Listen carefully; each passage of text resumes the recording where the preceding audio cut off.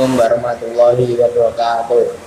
Segala puji bagi Allah, salam sejahtera semoga tetap dilimpahkan kepada pemimpin umat manusia, baik yang terdahulu maupun yang akan datang, yakni junjungan kami Nabi Muhammad SAW. Begitu juga salam sejahtera semoga tetap dilimpahkan Allah atas keluarga dan semua orang yang mengikuti petunjuknya sampai saat hari ini kemudian. Kultum Ramadan kali ini saya akan menyampaikan kultum tentang Al-Quran adalah pedoman hidup. Sesungguhnya telah datang kepadamu pelajaran dari Tuhanmu dan penyembuh bagi penyakit-penyakit yang berada dalam dada dan petunjuk serta rahmat bagi orang-orang yang beriman. Bulan Ramadan, bulan yang di dalamnya diturunkan Al-Quran sebagai petunjuk bagi manusia dan penjelasan-penjelasan mengenai petunjuk itu, serta pembeda antara yang hak dengan yang batil. Quran Surat Al-Baqarah ayat 185. Al-Quran bagi orang muslim adalah pedoman hidup, sumber segala hukum yang harus diikuti dalam hidupnya. Al-Quran selain sebagai al-huda, sumber petunjuk, juga merupakan as-sifah, penyembuh, sebagaimana tertera dalam surat Yunus ayat 57 di atas. Ibnu Katsir mengatakan sifat bagi penyakit-penyakit dalam dada, artinya penyakit syubhat keraguan, artinya dipersihkan dari setiap najis dan kotoran. Al-Quran sebagai pedoman hidup memberikan petunjuk lengkap terhadap aturan-aturan hidup manusia yang dapat menciptakan kehidupan yang nyaman, bahagia, dan sejahtera. Hal yang paling penting lagi adalah ketika Al-Quran telah disepakati sebagai pedoman hidup umat Islam, maka semua hal dalam kehidupan umat Islam harus menjadikan Al-Quran sebagai pedomannya. Al-Quran sendiri memesankan, jika terjadi perbedaan di antara kamu, maka kembalilah kepada Al-Quran dan hadis. Paling tidak, pesan Al-Quran agar umat Islam bersatu dan jangan berpecah belah. Al-Imran ayat 103. Dan sesungguhnya orang-orang mukmin adalah bersaudara.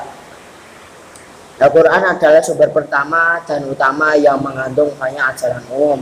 Oleh karena itu, hadis sebagai sumber ajaran kedua dapat menjelaskan keumuman dari Al-Quran itu sendiri.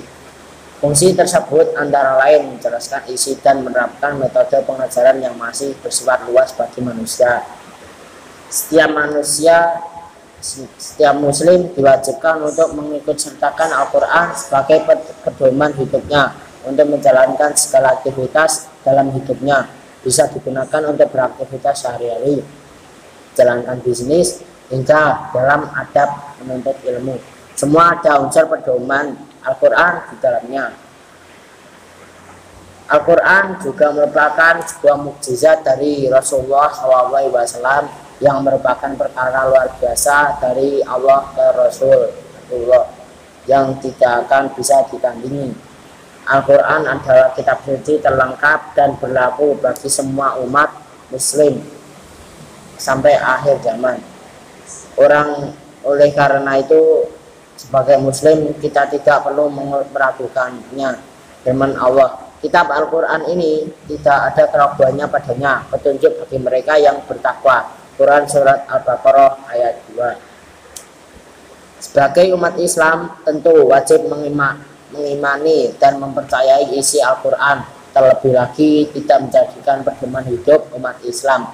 Cara mengamalkan isi Al-Quran adalah dengan mempelajari cara belajar membaca, baik melalui Iqra, qiraati, atau yang lainnya.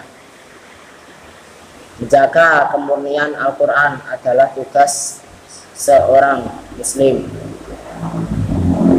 Salah satu cara menjaga Al-Quran